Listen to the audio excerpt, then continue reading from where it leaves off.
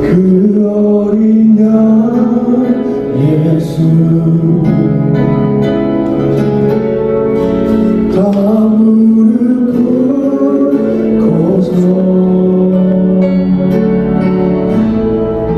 주 경배하리라. 보좌에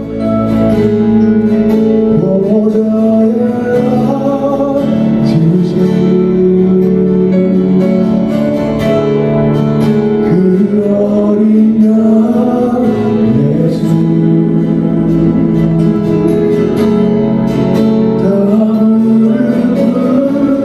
무릎 꿇고서 주 경배하리라.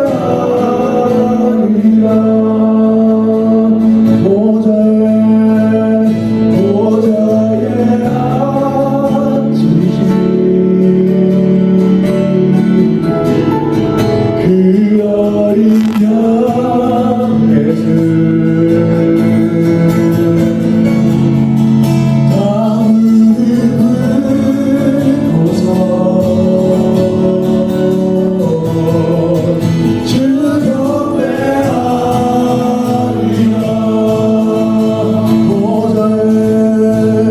보좌에 앉으신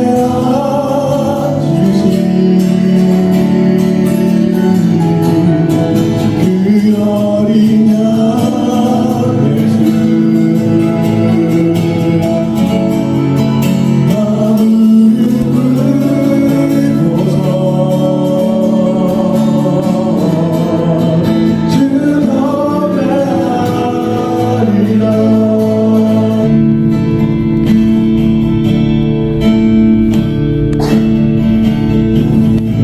기도하겠습니다. 하나님께서 오늘 저희들에게 허락하신 이 귀한 날 2025년 저희 차세대 목회자 세미나 이 귀한 시간에 하나님 함께하여 주시고 또 많은 것들을 나누고 또 얻어갈 수 있는 귀하고 복된 은혜의 날 되게 하여 주옵소서. 감사드리며 예수님의 이름으로 기도드립니다. 네. 바쁘신 중에도 이렇게 나와주셔서 너무 감사드립니다. 다 자리에 앉으시고요.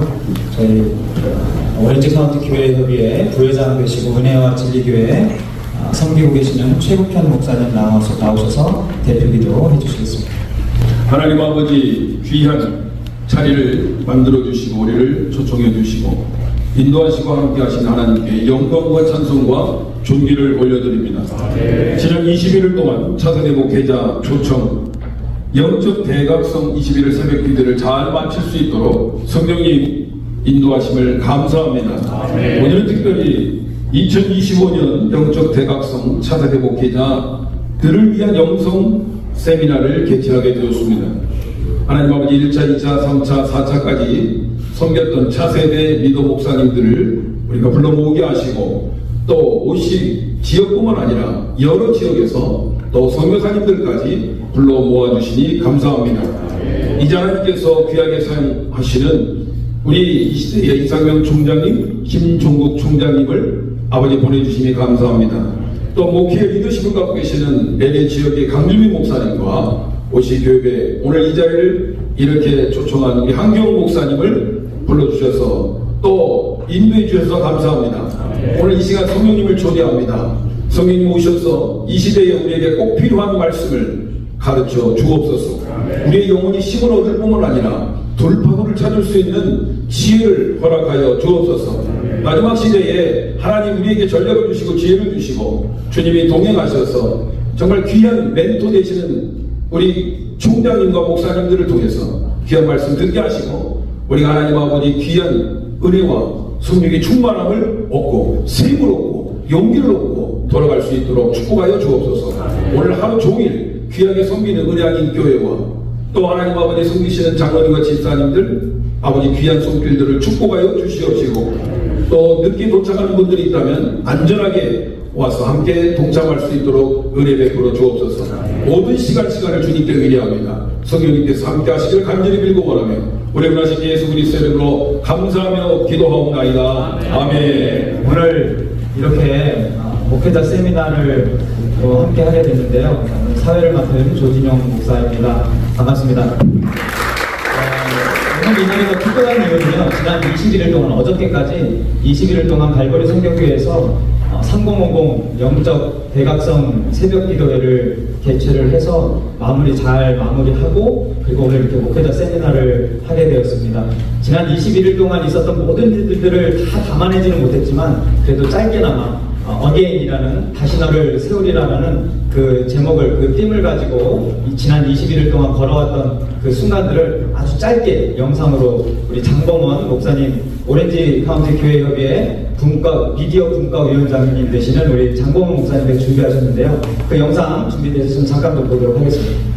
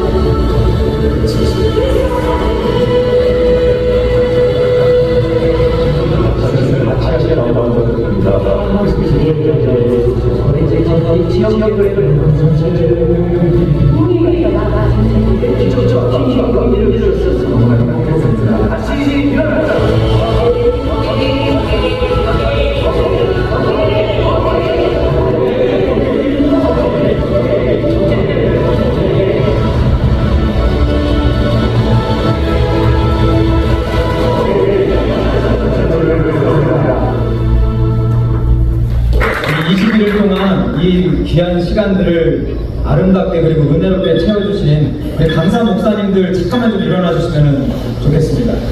잠깐만 일어나 주세요. 네. 우리 목사님들께 경례 박수 한번 부탁드리겠습니다. 감사합니다. 영상 감사합니다. 오렌지 카운티 교회의 이사님 되시고 은혜하는 교회 담임하시고 계시는 한경 목사님 나오셔서 환영사 해 주시겠습니다. 3050 차세대 목회자 세미나에 참석하신 여러분 모두를 진심으로 사랑하고 환영합니다. 하나님께 감사합니다. 오렌지 카운티 지역에 약 한 400여 개 교회가 있는데요. 팬데믹을 지나면서 정말 불행하게도 한 100여 개 교회가 문을 닫게 되었습니다. 그러면서 우리가 이제 지금 4년 전에 우리 교회협의회에서 어떻게 우리 지역을 이 교회를 살릴까, 어떻게 다음 세대들, 젊은 목회자들 또 정말 사역하려고 몸부림치면서 애쓰는 우리 목사님들을 좀 격려하고 좀 함께 힘이 되어줄 수 있는 이런 교회협의회가 될 수 있을까, 그렇게 당시에 우리 심상원 목사님이 이제 회장이었는데, 그런 가운데 21일 당일 새벽 기도에 전범 강사들로 이렇게 세워서 뜨겁게 우리가 새벽 기도하고 끝나면 이제 목회자 세미나를 하는데, 정말 아주 꼭 들어보고 싶은, 그리고 우리에게 뭔가 도전을 주고 격려가 되어지고 얻을 수 있는 그런 귀한 강사님들을 초청해서 세미나를 갖기로 세미나만 하는 게 아니고 돈도 내야 된다. 그러니까 이 4차까지 하면서요, 강사 선정이 보통 어려운 게 아니에요. 네. 말씀을 잘 전하실 분은 있는데 돈까지 낼 사람은 정말 힘들어요. 제가 이 말씀 드리는 건 뭐냐면, 그만큼 애착을 가지고 정말 목사님들을 사랑하고 정말 함께 같이 하나님 나라를 세워가는데 동역자가 되고자 하는 그런 마음을 가진 귀한 목사님들을 초청해서 이 자리에서 세미나를 지금까지 가져오고 있어요. 이번에 강정윤 목사님, 김종국 목사님, 이상명 목사님 정말 귀한 분들을 이렇게 모시게 되었습니다. 너무너무 은혜의 시간이 되리라 생각하고 여러분 모두가 함께 정말 같이 은혜 받고 또 우리의 목회를 같이 생각하면서 이번 이 다니엘 기도회와 그 다음에 새벽 기도회와 세미나 이후에 우리 목회 현장에 놀라운 은혜와 부흥이 넘쳐나고 또 하나님께 영광 드리는 목회가 될 수 있기를 축복합니다.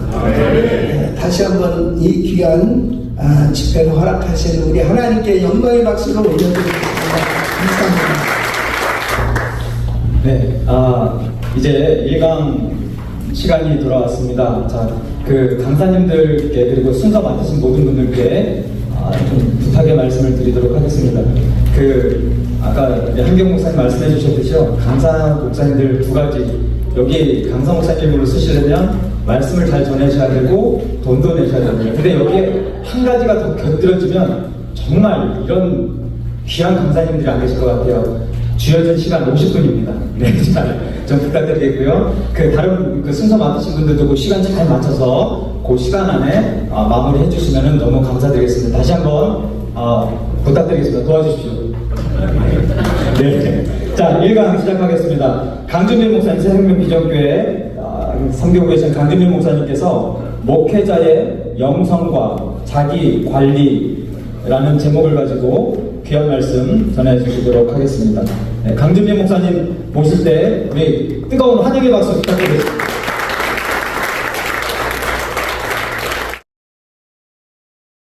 기도하겠습니다. 하나님 감사합니다. 귀한 목사님들과 함께 말씀 나눌 때 하나님의 성령께서 역사하시고 또 각 사람의 영혼에게 예비하신 말씀으로 축복하옵소서. 예수님 이름으로 기도합니다. 네, 시간 잘 지키겠습니다. 걱정하지 마시죠. 네, 제가 11시까지 하기로 돼 있는데 그래도 시간 주시는 것 같은데 강의 바로 하겠습니다. 목회는 힘 외롭고 힘든 일입니다. 여러분 제가 다 교환 드렸는데 이사야서에 보면 누가 우리를 갖고 그렇게 말씀하시니까 이사야가 제가 하겠습니다. 그렇게 말씀하죠. 그랬더니 하나님이 놀라운 말씀을 하세요. 내가 가서 말씀을 전해도 안 들을 거다. 그런 얘기를 하신 거죠.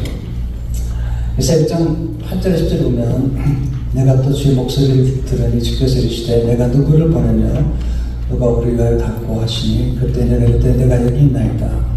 나를 보내주소 했더니 여호와께서 이르시되 가서 이 백성의 이르기를 너희는 듣기는 들어도 깨닫지 못할 것이요 보기는 보아도 하지 못하리라 하여 이 백성의 마음을 둔하게 하며 그들의 귀가 막히고 그들의 눈이 감기게 하라.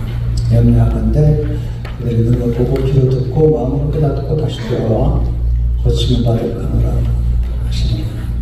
하시기로. 분명히 누가 우리를 갖고 그렇게 하나님 말씀하셔서 이사야가 제가 하겠습니다 라고 말씀했는데 하나님 하신 말씀이 내가 가긴 가는데 안 들을 거다. 이게 이제 목회 현장이죠. 안 들을 거다. 변화되지 않을 거다. 이 말씀을 예수님도 계속 하시고 또 사도 바울도 하죠. 우리가 목회 현장에서 가장 어려운 부분이 그런 부분이잖아요. 우리가 말씀 전하면 다 변화가 되고 그럼 좋겠는데 그렇게 변화되지 않은 것을 보게 되죠. 82년에 여기 와서 지금 43년 목회하고 있고요. 75년에 제가 신학 때 들어갔으니까 75년부터 따지면 올해 50년 되는 것 같은데요. 지금도 너무 어렵습니다. 지금 은퇴하자만 기다리고 있습니다. 짐을 빨리 풀고 싶습니다. 그 끝까지 그 외줄타기라는 것 같다. 끝까지 살아가는 걸 건너는 느낌으로 목회를 하고 있습니다. 목회에서 가장 어려운 게 뭘까? 자기관리라고 생각이 듭니다. 목회자는 영성훈련을 통해서 자기관리를 꾸준히 해야 됩니다. 저한테 브라질에 갔더니 20대 막 목회자의 길에 선 목회자가 물었습니다. 목사님 평생 목회했는데 가장 어려운 게 뭡니까? 근데 생각도 하지 않고 얘기했습니다. 나를 관리하는 게 제일 어렵습니다. 자기 자신을 아는 건 어렵고요. 자기 자신을 다스리는 건 너무 어렵죠. 왜냐하면 모든 게 순식간에 이루어지는데요. 순식간에 죄를 범할 수도 있고, 순식간에 유혹에 빠질 수도 있고, 순식간에 잘못된 선택을 할 수도 있고, 순식간에 엄청난 일들이 전개가 되지 않습니까? 때문에 조금만 방심하면 무너질 수밖에 없는 게 목회의식이다 생각이 듭니다. 예수님은 정기적으로 자기관리를 하시는데 마가복음 2장 30절 들어보면 새벽 아직도 밝기 전에 예수께서 나가 한적한 곳으로 가서 거기서 기도하시더니 자기관리를 하시고 또 사람들이 예수님을 왕으로 삼으러 갈 때 예수님께서 혼자 삼으러 가셨거든요. 예수님이 철저하게 자기관리, 사람들의 인기에 함몰되지 않은 그렇게 해서 자기관리를 철저히 하셨습니다. 우리도 마찬가지로 우리 안에 고뇌가 있는데 흔들리지 않으려면 자기관리를 잘해야 된다 생각이 됩니다. 사도는 평생 동안 고백하잖아요. 나는 날마다 죽는구나. 그래서 생이 마지막 갈수록 나는 주인 중에 교수다. 그게 이제 목회 초기가 아니라 마지막에 갈수록 나는 죄인 중에 계시다. 그런 고백을 하는 걸 보게 됩니다. 권사 시제주 들으면 우리가 보배를 지켜서 가지시는 심히 큰 능력은 하나님께 있고 우리에게 있지 아니함을 알게 하려니라. 우리가 사방으로 회상을 당하고 쌓이지 않느냐. 이게 바울의 경험이거든요. 사방으로 쌓임을 당했거든요. 답답한 일을 당해도 낙심하지 않느냐. 답답한 일을 당했거든요. 박해를 받아도 버림받지 않느냐. 박해를 받았거든요. 거꾸로 들이며 담아도 망하지 않아요. 거꾸로 들이면 다녔죠. 우리 항상 예수의 죽음을 몸에 짊어지면 예수의 생명이 또 우리 몸에 나타나게 하려는 놀라운 경험이죠. 파커파마가 이제 그 교육가면서 영성가인데요. 자기 자신을 돌보는 일은 이기적인 일이 아니라 책임감을 가지고 해야 할 소중한 것이다. 그렇게 말했습니다. 자기를 잘 돌볼 줄 아는 사람들이 다른 사람을 잘 돌볼 수 있습니다. 이 교회 목사님 만났더니 한국교회는 사역은 많지만 돌봄이 없다. 사역은 많은데 돌봄이 없다. 그런 얘기를 하시더라고요. 아주 없는 건 아닌데 정말 사역은 많은데 돌봄이 있죠. 그렇죠? 돌봄의 영성을 회복해야 된다. 돌봄의 시작은 목회자가 자기 영혼을 돌보는 데부터 시작된다 생각이 듭니다. 네. 자신의 마음의 정을 가꾸는 시간을 꼭 갖는 게 필요합니다. 다른 사람을 관리하기 전에 자기를 관리하는 것 중요하다 생각합니다. 목회자의 가장 큰 요구는 뭐냐면 모든 걸 그러니까 뭐든지 통제하고 싶은 건데요. 이게 아주 평생 동안 고통스러운 겁니다. 이걸 내려놓기 전까지는 먹기가 아주 고달픈 것이 되죠. 자기를 정복할 줄 알아야지 다른 사람을 정복할 수 있죠. 세상을 정복할 수 있죠. 그래서 먼저 나는 얼마나 자신을 관리하고 있는가, 이게 중요하다는 생각이 들고요. 두 번째는 하나님의 훈련으로 자기를 성찰할 줄 알아요. 정말 자기를 성찰할 줄 아는 사람이 얼마나 될까. 자기를 정직하게 보기 어렵습니다. 우리는 다 다른 사람이 변화되어야 될 상까지 스스로가 변화해야 된다고 생각하지 않고, 소크라테스는 성찰하지 않은 삶은 살아갈 수가 없다. 안병 교수님께서 말씀하신 우리 모두 살아야 한다. 그래서 삶의 기본 명제다. 그러나 인간은 살아갈 뿐 아니라 살아가는 데에 대해 사색을 하는 존재다. 사람은 누구나 자기의 삶에 관해 진지한 사색을 한다. 그래서 사색을 하는 목회자가 얼마나 될까? 검색은 많은데 사색을 하는 목회자가 얼마나 될까? 거기 맥도날드가 이제 80이 넘었죠. 보니 전 목회자들에게 혹시 충고하고 싶은 게 뭐냐 그랬더니 제발 생각 좀 해라. 생각 좀 하라고 했어요. 지금은 AI 시대, 이청장이 말씀하셨지만 AI 시대 때문에 모든 게 빠르잖아요. 그래서 검색이 많아요. 쉽게 다뤄주기 때문에 더 깊은 사색과 묵상과 영론이 점점 고갈되는 시대가 된다 생각이 됩니다. 자기 성찰할 때 조심할 것은 율법적인 성찰은 좋지 않습니다. 자기를 정죄하는 성찰은 좋지 않아요. 목회할 때 제일 조심할 것은 목회자가 신자들을 감독하거나 부목사님들을 감독하는 건 좋지 않아요. 자기 자신을 성찰하는 게 아니라 감독하게 될 때부터 문제가 되는 거죠. 자, 목회보니까 제일 커다란 유혹과 그리고 잘못은 신자들을 정죄하는 겁니다. 분명히 로마서 8장에 들으면 그런즉 누구든지 그리스도 예수 안에 있는 자에게는 결코 정죄함이 없다. 누가 하나님의 택하신 자를 정죄하리요? 누가 구원하리요? 그렇게 말씀했는데 목회자의 설교를 들으면 가장 신자들을 많이 정죄하고 그리고 정죄감을 주고 그리고 집에 들어갈 때마다 굉장한 정죄감을 가지고 돌아가는, 조금 지나면 영적 학대 수준에 이르는 것 같아요. 늘 부족하다는 거죠. 늘 모자라다는 거죠. 아직 모른다는 거죠. 이게 율법의 특징이잖아요. 복음은 아니죠. 100점이죠. 100점. 이미 충분하다는 거죠. 근데 우리는 복음을 잃어버리고 강단에서 율법이 잊혀지고 있습니다.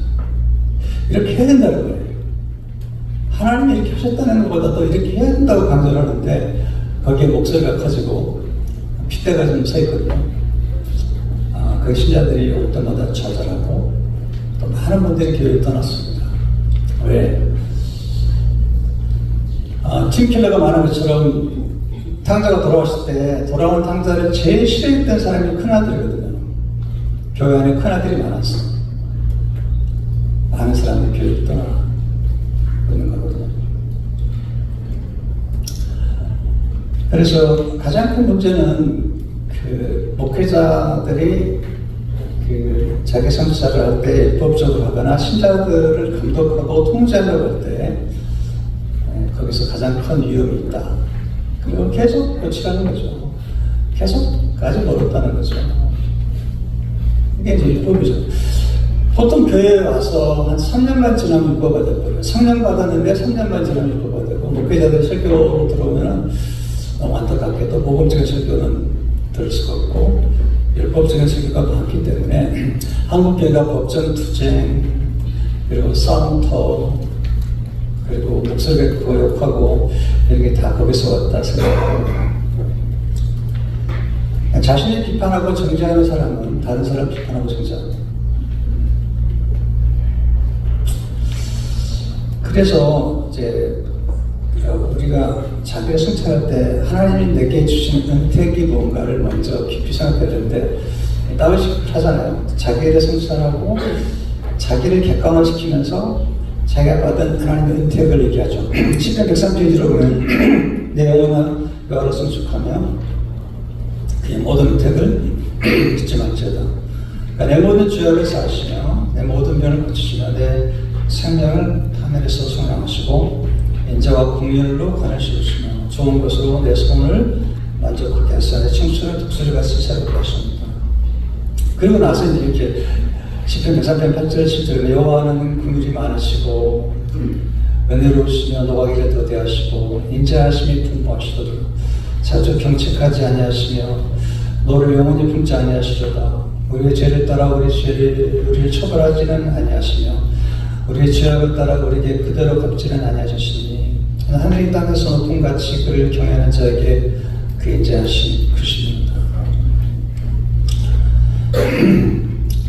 그래서 우리가 자기 성찰할 때 자기 연민, 크리스천 베푸는 자기 연민이란 우리가 다른에게 베푸는 친절을 자기 자신에게 베푸는 것이다.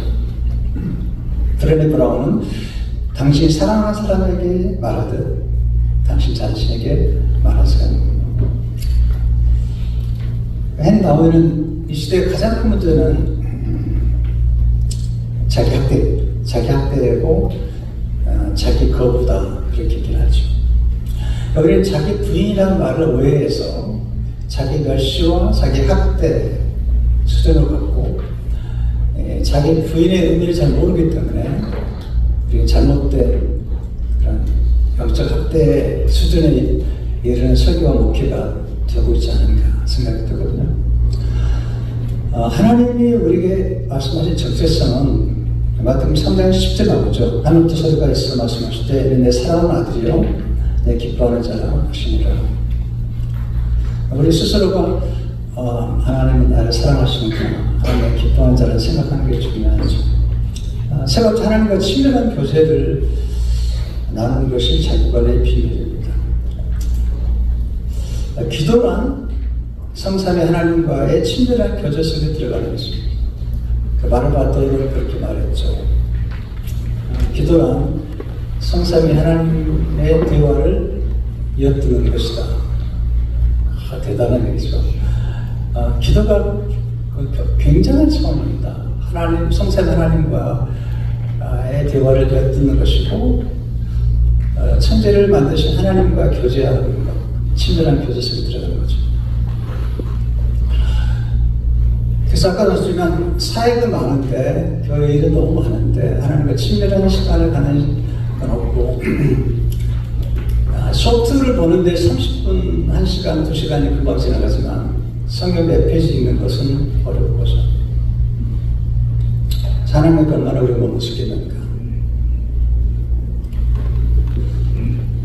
10편 15절에 보면 여호와의 친밀하심이 그를 경외하는 자에게 있으며 그의 언약을 그들에게 보시리로다. 10편 13절에 보면 하나님께 가까이 하면 내게 복이라. 내가 주여를 피난처에 삼아 주의 모든 행적을 전파하리이다. 하나님과의 관계가 먼저 중요하다는 생각이 들고요. 그러니까 하나님이 언제나 먼저 물어보는 것은 우리가 얼마나 많이 했느냐 물어보지 않고요. 우리가 얼마나 하나님과 친밀한지, 그리고 우리가 누구인지 물어보는 것 같아요.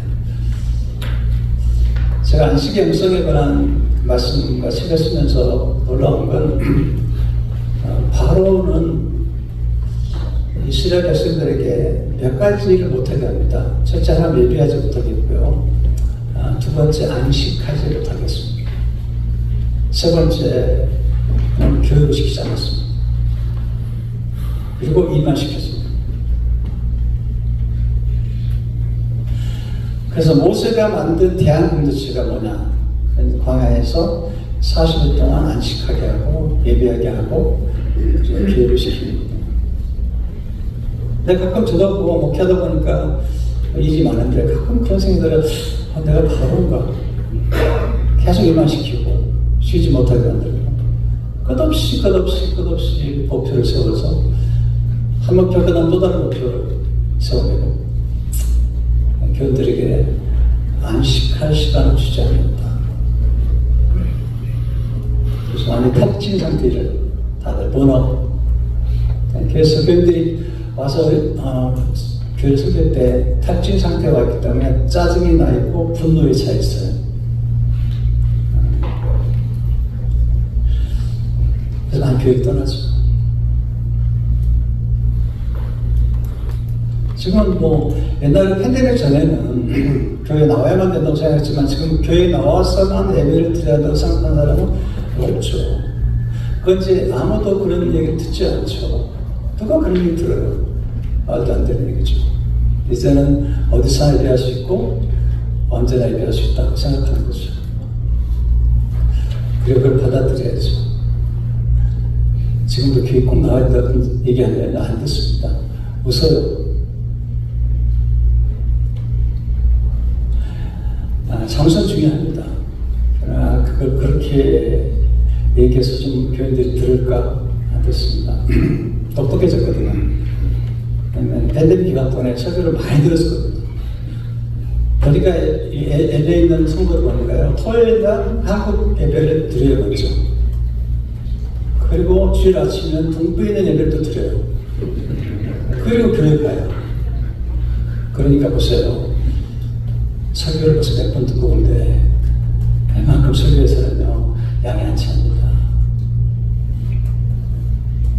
근데 왔는데 큰 소리 치고 막 화가 나 있는 목소리가 나면요 교회 오고 싶지 않거든요.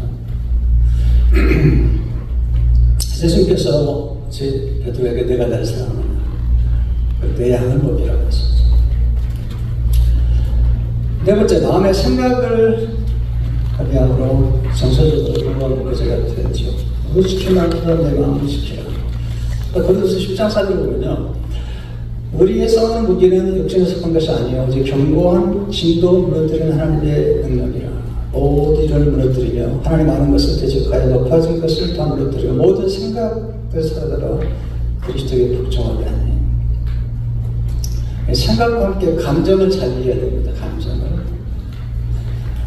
목회자 만나보면요, 영적 침체, 공황장애, 우울증, 탈진, 심각합니다. 그것도 아주 젊은 목회자들이 아주 심각하고요. 또 아주 젊은 선교사님들도 아주 심각합니다. 최근에 난 목회자도 공황장애 때문에 좀 목회를 떠났습니다. 완전히 탈진이 됐어요. 목회자들이 탈진 상태가 있습니다. 왜 그러냐면 감정을 관찰하고 이해하는 게 약해서 그렇습니다. 그리고 모든 생각이 우리에게서 온 게 아니에요. 어떤 생각은 우리가 읽는 것, 보는 것, 듣는 것, 쇼트를 보거나 요즘 뭐 가짜 뉴스도 많잖아요. 가짜 뉴스가 얼마나 많이 보여요. 저는 제가 하는 목사님하고 계속 보내오는데요. 올 때마다 제가 그 팩트 체크를 하거든요. 요즘은 간단 퍼플리시티나 너무 그냥 하는데 너무 가짜를 많이 보내주는 거예요. 그러니까 뭐 지금 내게 찾아온 생각들을 다 믿어서도 안 되고, 그렇기 때문에 생각을 바라보고 그 생각을 분별할 수 있는 게 필요하다고 생각이 되죠. 생각을 잘 설득해야지 감정을 잘 관리할 수가 있다 생각을 합니다. 그럼 마음 관리를 어떻게 하는 게 중요한가? 마음 관리가 왜 중요한가? 첫째, 마음 관리를 잘할 때 관계 관리가 잘하거든요. 목표는 관계인데 자기 마음이 지금 힘들고 어려우면 사람들과 관계가 어렵잖아요. 두 번째가 아주 중요한데, 마음 관리를 통해 분노 관리를 잘 하도록 하십시오. 잠언 14장 19절을 보면 너와 길을 더디하는 자는 영생을 떠났고 크게 넘쳐라도 마음이 조급한 자는 너를 선물하느니라. 잠언 13장 30절을 보면 너와 길을 더디하는 자는 영생을 떠났고 자기의 마음을 다스리는 자는 선을 빼앗는 자를 따른다. 너와 길을 더디하는 것이 사람의 슬기와 공로를 봉사하는 것이 자기의 영광입니다.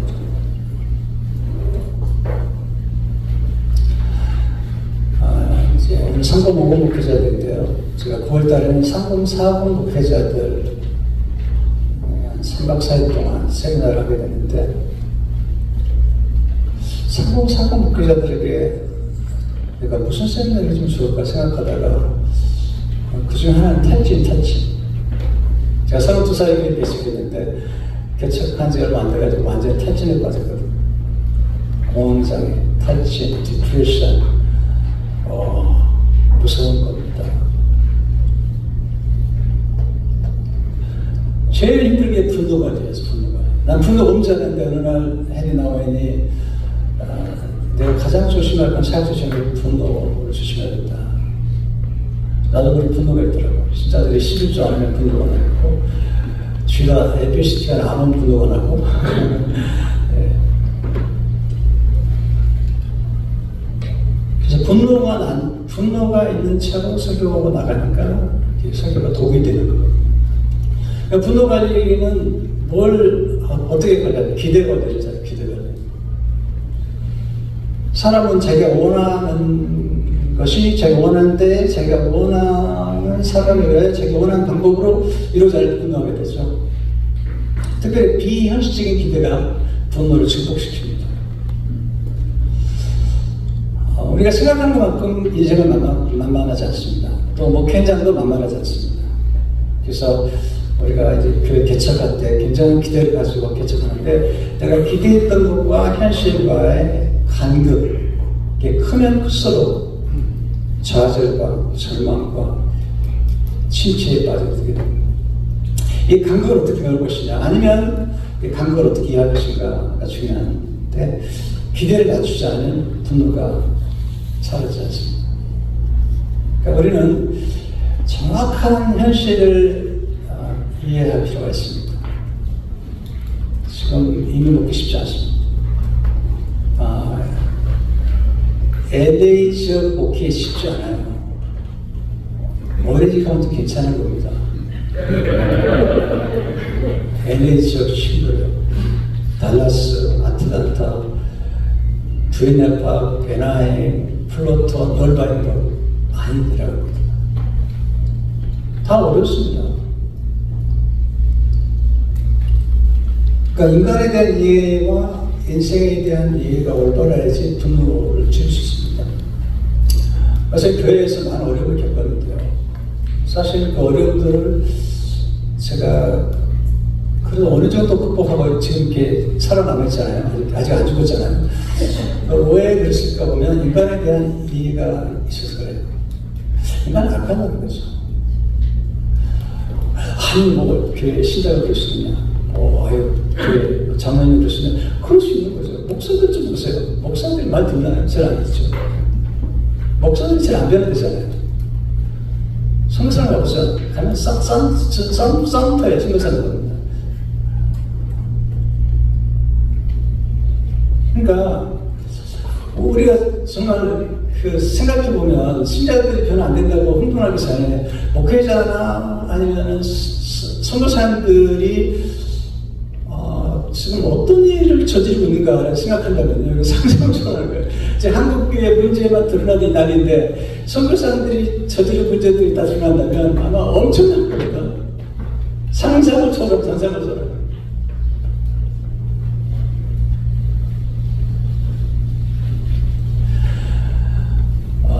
교회를 욕하는 걸 우리가 참 가슴 아파야 되지만 우리가 그만큼 잘못했거든요. 그래서 우리는 우리 교인들에게 단기성도 다녀오면요 얘기 못하게 합니다. 단기성도 들어가서 뭘 받든지 얘기하지 마라. 얘기하면 성경일이 막힌다. 다 이해하고 성경집에 가서 사는 것만으로도 고마워하고 그냥 어머니 얘기하지 마라. 얘기하면 성사 신도들이 성교 안 하거든요.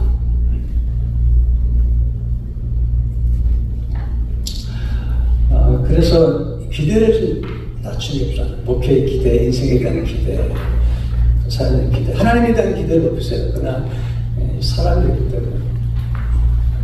여러분 가인이 아벨을 죽잖아요. 에서가 야곱을 죽이려고 하잖아요. 압살롬이 아버지를 반역하잖아요. 그런데 뭘 더 기대했어요? 사람에게서. 신자들에게 뭘 기대했어요? 우리가 너무 지나친 기대를 가지고 목회를 하기 때문에 목회가 어려운 거예요. 근데 기대를 딱 내려놓고 그냥 그 안에서 받아들이고 그 주어진 것을 감사하고 목회하면 날마다 기적을 경험하는 것 같아요.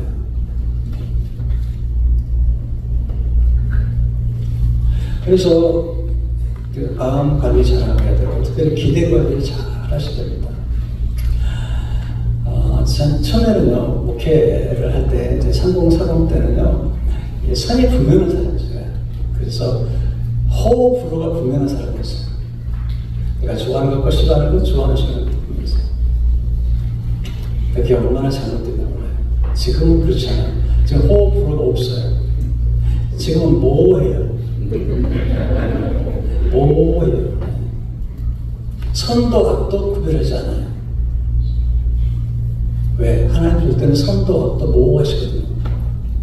하나님은 선악이 모호한 분이세요. 안 그래요? 예를 들어드려요? 그럼 이해하시겠어요? 우리가 생각하는 선과 악의 기준하고 하나님이 생각하는 선과 악의 기준이 다를 수 있다는 거죠. 그래서 선악을 따먹는 게 가장 큰 죄가 되는 거예요. 선악을 기준을 정하는 것은 절대적인 하나님만 정하는 건데 사람이 따먹고 사람들이 모든 정보도 갖지 않은 채 선악을 분별해서 선과 악을 분별하거든요. 그게 이제 선악과의 가장 큰 문제점인 거죠. 그래서 인간이 하나님처럼 되려고 하는데 인간은 모든 정보를 가지고 있지 않습니다. 그리고 사실이라고 말하지만 진실을 모릅니다. 지금 제가 좀 다윗의 이제 사역에 대해 설교하고 있는데, 그 하나님이 사울을 버리시고 이세 집에 가서 기름 부으라고 그랬죠. 그랬더니 하나님 저 죽습니다. 사울이 하나님 뭐라고 했었죠? 제사 드리러 간다고 그러라. 네. 제사 드리러 간다고 그러라. 그래서 제사 드리러 간다고 가가지고 기름 부는데요. 너무 재밌어요. 처음부터 하나님이 다윗이다라고 했는데 이거면 다 지나가게 했어요. 다 지나간 다음에 아니라는 거예요. 마지막부터 이게 또 하나님 다 절차를 거치는 거예요. 처음부터 그런 얘기가 될 텐데 아닌 거예요. 다 이거면 지나가게 한 다음에 또 하는 거예요. 이게 하나님이 참 보면 놀라우신 분이거든요. 물론 우리가 생각하는 선악의 기준이 있죠. 하나님도 있죠. 분명히 우리가 하는 기본적인 절대적인 기준이 있긴 하지만 어떤 부분 참 이야기 어려움이 많잖아요. 상파가 왕의 명령을 거절하고 히브리 아이들을 살려줬더니 하나님을 보고 싶거든요. 이게 딜레마죠.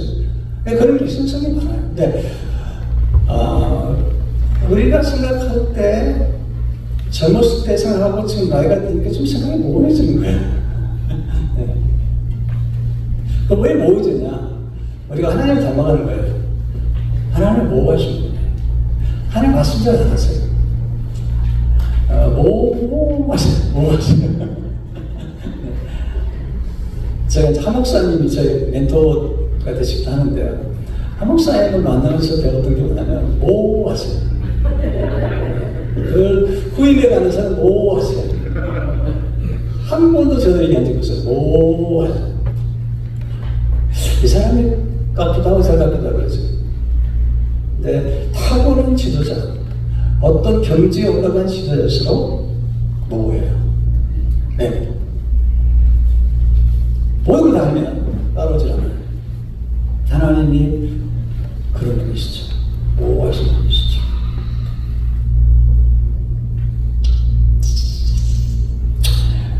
네, 좀 더 할까요? 네. 11시 20분까지 있습니다. 20분까지. 다 쓰지 않을게요. 다 쓰면 안 부르더라고요, 다음에. 다섯 번째인데요. 사건에 대한 해석과 반응을 잘함으로 자기관리를 하십시오. 결국은 사건보다 해석이 중요하고요. 반응이 중요하다고 생각이 듭니다. 더 이상 얘기하실 수 없고요. 네 번째는 용서와 축복과 감사를 통해서 자기관리를 하십시오. 용서. 내려놓는 것. 참 이게 중요하지 않아요. 내려놓는 것. 내 맡기는 것. 놓아주고 놓아버리는 것. 중요한 것은 내려놓은 게 포기가 아니라는 거예요. 하나님께 맡기는 신뢰라는 것이죠. 하나님 요셉에게 말씀하시죠. 용서해라. 그러면 너를 부르게 하겠다. 그래서 용서함으로써 복을 받잖아요. 근데 용서만 가서 안 되는 것 같아요. 용서하고 축복을 받죠. 용서한 다음에 축복. 왜냐하면 내가 용서했다는 것과 또 축복하는 것도 다른 차원이거든요. 성숙해 가려면 용서를 축복해야 되고, 그리고 감사까지 해야 되거든요. 그러면 이제 우리 삶 속에 많은 변화가 일어난다 생각이 들어요. 제가 한 번은 이제 그 로고스교 목회했는데 새벽 그때 나왔는데 여동산 빼놓고는 부목사님이 한 명도 안 나왔어요. 열이 받쳤습니다. 그래가지고 집에 안 들어가고 다 전화로 불러왔어요. 나가지고 한 시간을 안 앉았습니다. 어떻게 그럴 수 있느냐? 나중에 이제 그렇게 했던 목사님들이 개척하고 나가니까 나한테 싸우더라고요. 왜 부목사님이 새벽에 안 나는지 모르겠다고.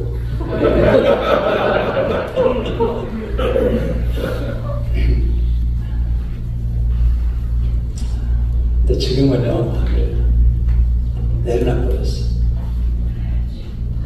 알아서 통제를 내려놔버렸어. 내 할 일만 하겠다는 거예요. 담임 목사로서 내가 기도하고 비전 제시하고 필요한 펀드레이징하고 이런 데 하고 부목사는 부목사 안 하라는 거예요. 자영업이니까. 자영업이니까 자기 알아서 하는 거예요. 네. 그러니까 통제를 안 하니까 너무 잘해요. 근데 지금은요, 내가 통제가 대상이 없어요. 집에 가도 뭐, 제 아내 구조전을 내죠. 손주들 구조전을. 손주 총통제가 돼? 안 돼요.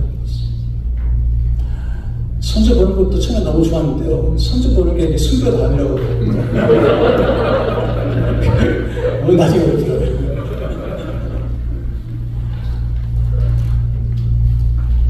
근데 저희 집에 이제 고양이가 한 마리, 길고양이가 늘어와요. 아침에 4시 한 20분, 40분 오면 밥 주고, 저녁 7시 반에 밥 주고 그러거든요. 오늘 내 생각이 드는 거죠. 벌써 2년 됐거든요. 잘 섬기는데, 고양이를 통제하고 싶은 거예요. 고양이가 말 안 듣는 거예요. 여러분, 고양이 말 안 듣죠? 그래서, 야, 그것도 내려놨습니다. 내 고양이를. 그래서 굉장히 자유로워졌습니다. 오늘 좀 편해 보이잖아요. 자유로워졌습니다. 오늘 설교 길게 안 했대요. 다 내려놨거든. 이제 인정받아야 될 것도 아니고, 이런 거 다. 그래서 감사가 참 중요하다 생각이 들고요. 네. 이것보다 경계 속장이 중요하다. 경계 속이 뭐냐면, 경계가 제일 중요하거든요. 경계를 넘어가자 들어가는데 목회자들이 제일 못 지킨 게 공간의 경계, 정서의 경계, 건강관리의 경계, 시간의 경계를 잘 지키는데 경계가 중요해요. 보호를 하는데 목회자들이 제일 어려운 부분이 신자들이 너무 괴롭힌 신자들 있잖아요. 근데 그걸 정서적으로 경계를 지어야 돼요. 집에 들어가면 잊어버려야 돼요. 그리고 좀 경계를 지어야 됩니다. 열심히 우리는 조심하다. 그런 경계를 정할 때 죄책감을 갖는데요. 죄책감을 가지면 안 됩니다. 정정하고 사랑하는 마음으로 경계를 정해줄 때 죄책감을 가지면 안 됩니다. 이 경계가 없기 때문에 교인들이 목회자를 힘들어요. 쉴 때 쉬고 그리고 여러분 나름대로의 경계를 꼭 가져야 되겠죠. 여러분 결혼생활 해보고 나지만 부부간에도 꼭 지켜야 할 경계가 있어요. 선을 넘어가면 그게 이제 그 탈사하는 거거든요. 그러니까 부부간에도 꼭 지켜야 할 경계가 있는 거죠. 그래서 저는 이제 뭐 밖에 일하러 나왔다가 좀 일찍 들어가면 욕찬을 해봅니다. 들어가도 괜찮겠냐. 다 사모님들이 스케줄이 있대요. 사모님들이요. 스케줄이 있는데 스케줄 어기면 안 되잖아요. 그러니까 혹시 들어가도 되겠냐 그러면 들어오라고 그러는 줄 알았어요. 그 일정한 경계를 정해지는 것이 서로에게 굉장히 중요하다는 생각해요. 또 나이가 들면요, 더더구나 경계가 필요하죠. 그래서 정말 그 요셉의 위대한 점이 뭐냐면 보디발의 집에서 보디발의 아내라는 경계 다 하나님께 맡겼지만 당신은 아닙니다. 그래서 불이익을 당하잖아요. 그게 축복이에요. 나중에 보면요, 꼭 경계시키잖아. 항상 바로에게 영광을 모든 걸 다 바로에게, 그 다음에 끝까지, 그 다음에 하나님께 나의 것과 하나님. 이게 경계거든요. C.S. 말하죠. 공을 잡은 사람은 반드시 공을 빨리 들어올 줄 아는 거예요. 공을 잡은 사람은 죽는다는 거예요. 그러니까 우리가 교회에서 목회자들도 공을 세웠으면요, 본인의 공을 세웠다면 안 됩니다. 신자들에게 공을 돌리고 하나님께 공을 돌리고 그래야지 살아남지. 내가 했다고 그러면요, 죽어요. 네. 반지를 갖고 있는 사람은 반드시 공부를 해요. 그처럼 공도 본인이 취하려고 하면 안 돼요. 항상 그 목사님들에게, 성도들에게, 하나님께. 교회가 건축되는 거 목사가 하면 되잖아요. 목사가 한 번 하면 얼마나 것 같아요. 다 생겼다고 그러지만은 계산해보면 별거 아니거든요. 다 하나님 하시고 성도들이 한 거지. 내 공을 제일 나쁜 게 뭐죠? 사유재산을 공유하는 거예요. 그건 제일 좋은 거예요. 공유해야 될 걸 사유하는 건 나쁜 거죠.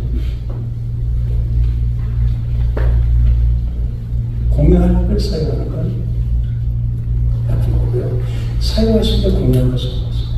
근데 교회는 사유할 수 있는 게 아니잖아요.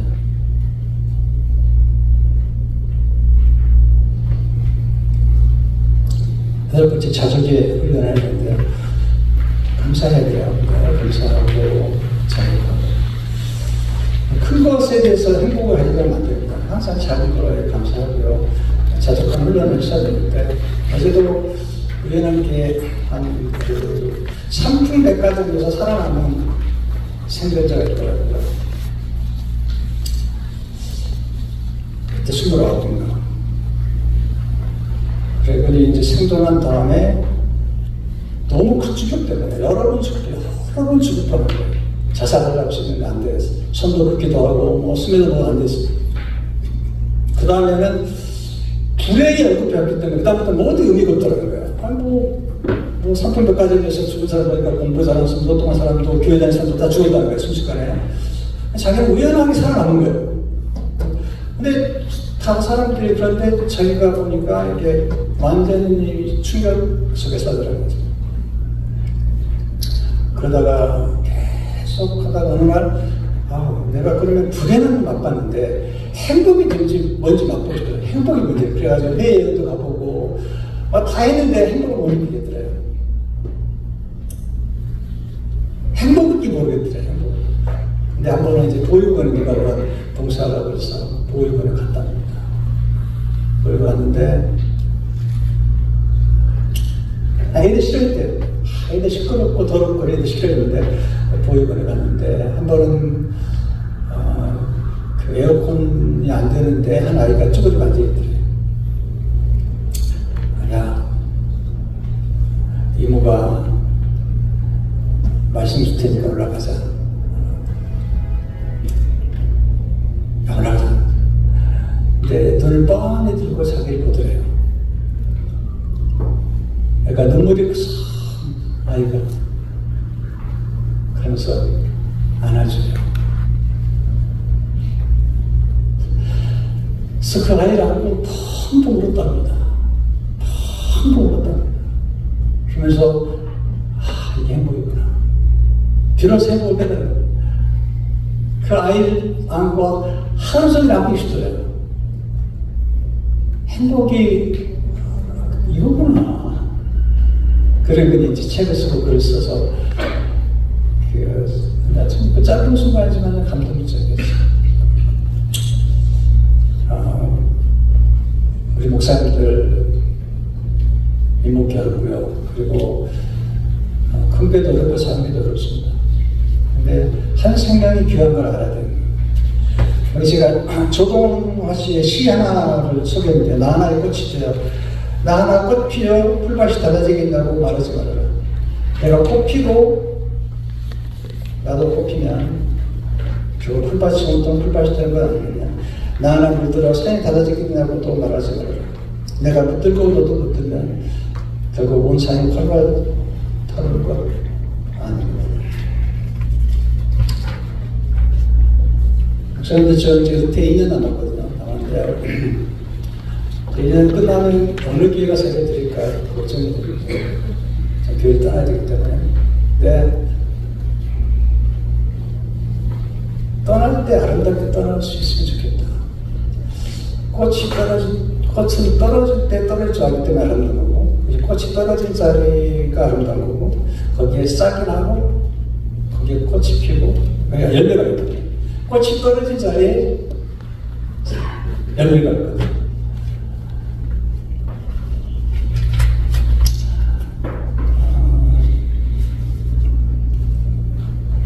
이제 어떤 모습으로 살아가는 게 좋을까 이런 생각을 많이 하거든요. 저희가 작은 것 하나를 소중히 여기지 않는다. 보시면 알지만요.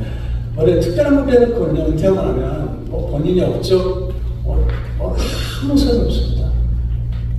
대단한 거 없습니다. 다 대단한 거지. 다 없습니다. 숫자 나중에 별로 아닙니다. 네. 그러고 보면요, 원점은 돌아갑니다. 연어가 모천에 돌아온 것처럼 야구 시합에서 보면 항상 1루 시합에 홈으로 돌아가요. 홈을 시합 홈으로 돌아오면 야구잖아요. 그럼 다 홈으로 돌아가죠. 홈이 어딜까? 하나님이잖아요. 하나님. 하나님께 돌아오면 되죠. 결국은. 그럼 목회 힘드실 거 알아요. 저도 막 쉽지 않거든요. 근데 지금 저는 은퇴하려고 기다리고 있습니다. 우리 교회 얘기하지 마세요. 은퇴하려고 기다리고 있어요. 진짜 기다리고 있어요. 너무 기다려요. 왜 무거운 짐. 오래 있잖아요. 오래 행복했잖아요. 그래서 몇 년 한 거예요. 한 목사님 나보고 더 하라고 그러는데 그런 얘기 하지 마세요. 목사님 하세요. 그러니까 거리지 마세요. 거리지 마세요. 네. 부탁드립니다, 김 목사님. 거리지 마세요. 제가 싫어하는 건 놓고 내리고 싶어요. 마치도록 할게요. 여러분, 목회 어려워요. 네가 하십니다. 여러분만 어려운 게 아니고요. 신자도 다 어렵습니다. 지난 주일날인가요? 그렇게 변호사 한 분 있는데, 그분이 이제 학생들 앞에서 이제 퍼센티지 했어요. 학생을 푸는데, 학생이 물어보더라고요. 그 실패 경험이 우리 학교를 한국에서 나와가지고 여기서 공부를 하고 변호사 학교를 했는데 로펌에 100군데에다가 이력서를 보는데 안 된 거예요. 100군데. 그래서 도저히 안 돼가지고 한국에 하려는데 101군데 써 연락한 겁니다. 제 사이가 한 번은 직장에 나왔어요. 지금 교육국에서 일하는데요. 나와가지고 쉽게 직장 올 줄 알았습니다. 근데 6개월 일 지났는데 우리 한마디 안 했습니다. 격려하는 겁니다. 나중에 딸한테 그랬습니다. 이래서 여러분들 보내면 안 되냐 그랬더니 아빠 그런 얘기 하지 마요. 200군데를 보냈어요. 200군데. 그러면 됐어요. 지금 교육에서 잘하고 있어요. 그러니까 우리 목회자들이 목회자는 어렵다고 생각하면 안 되는 거죠. 얼마나 치열한지. 이번에 지금 컴퓨터 사이언스에 나온 학생들이 거의 취직 안 되고 있습니다. 옛날에 다 20만 걸로 30만 갖고 들어가는데 안 됐어요. 왜? AI 때문에. 심각하고 때문에 목회자는 어렵다 생각하지 말고 신자도 더 너무 알고 그런 마음으로 살고 싶습니다. 기도하겠습니다. 하나님 아버지 우리 목회자 위로해 주시고 오늘 부족한 저에게 한 말씀 가운데 한 문장이라도 혹시 도움이 된다면 좋겠습니다. 하나님 위로해 주시고 어려운 길을 다 가겠다고 나섰는데 잘 감당할 수 있도록 축복해 주시고